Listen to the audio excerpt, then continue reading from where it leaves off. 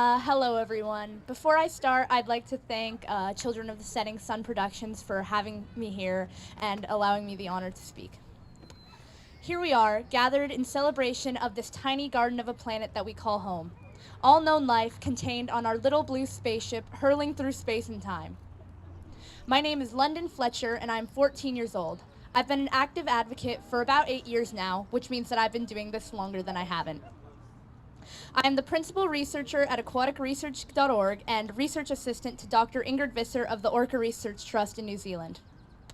Those of you who are familiar with my work, which is very few here, might be expecting a soaring speech for the ages about the critically endangered southern resident killer whales, pointed at orca killer Inslee and the 2 deadbeat U.S. senators who used magic by misdirection, sending many of my colleagues to a committee on a task force, which accomplished a meaningless moratorium on whale watching, which is a largely benign activity. But since this is Earth Day and not just Salish Sea Day, I would be remiss if I did not speak the facts. So let's begin. Sometime around 1854, Chief Seattle of the Suquamish and Duwamish tribes gave us these prophetic words that live on today. When the earth is sick, the animals will begin to disappear. When that happens, the warriors of the rainbow will come to save them. When I read these words for the first time, I was intrigued by what Chief Seattle was saying to the people of his day when he was still alive. The earth wasn't sick at that time, and the animals were still present and roaming, but Chief Seattle was able to foresee the state of affairs of what we are now living today. The indigenous peoples acknowledged that they were of the earth and that the earth was forever their home, and the Great Spirit lived within every twig, leaf, drop of water, and stone. They were of the mind to keep in balance with nature because they knew that they were of it, and without that balance, they would lose their way. Our world is now mirroring this back to us in alarming ways, even with the coronavirus that is ravaging people worldwide. I'm only 14, but I have spent the past 8 years in and out of legislative halls, parliament chambers, special committees, and hearings on both sides of our state, working with Congress and begging for the lives of our precious southern resident killer whales. I have met with more lawmakers than most adults will, and from this experience I can say this. I am no longer concerned solely on the survival of salmon and the southern resident killer whales. And now, our civilization stands at the edge of the mists.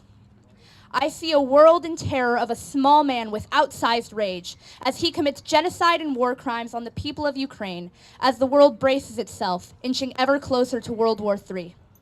Like all of you, I sat in my living room with my family and cried as I watched videos of fathers dressed in fatigues kissing their wives and children goodbye as they left to face one of the largest military forces in the world, knowing that they are outarmed and outnumbered 1,000 to 1. The Ukrainian people are standing and shielding the entire free world as the terrorist state of Russia begins its genocide. This war is about more than land to grow wheat, more than seaports, and more than rebuilding the glory of the USSR. This is a war on free thought and democratic modern society, and we must not let those in positions of power sit idly by and scratch the backs of those who would tear down this earth and leave our mother stripped of her natural resources for a single dollar. In today's wars, many more civilians are killed than soldiers. The seeds of future conflict are sown, economies are wrecked, civil societies torn asunder, refugees amassed, and children left scarred. Those who care for their own security and the security of our Mother Earth cannot ignore the danger of another arms race. Those who seek peace cannot stand idly by as nations arm themselves for nuclear war and nuclear annihilation of our Mother Earth. To echo the words of Vice President Kamala Harris, we are better than this. But who are the warriors of the rainbow that Chief Seattle spoke of, and where are they? Are they coming soon? It seems that we need them. I believe that I've seen some of their faces and heard their voices speak in documentaries and on the news and at rallies about the fate of our earth and with great concern. I believe that I see them here now in front of me. We are the ones who will inherit the problems stemming from the decisions that you make today. We will be the generation who is forced to clean up the messes you left behind for us, but we will clean them up nonetheless. The late President Ronald Reagan said that we will pray forever that someday change will come. But now, particularly today, it is good and fitting to renew our commitment to each other, to our freedom, and to the alliance that protects it. In many ways, he was right. We should be renewing our commitment to each other as people and nations. But personally, I will not stand and watch as yet another 40 years go by and our world falls apart merely praying for change. President Obama reminded us that change will not come if we wait for some other person or some other time. We are the ones we've been waiting for. We are the change that we seek.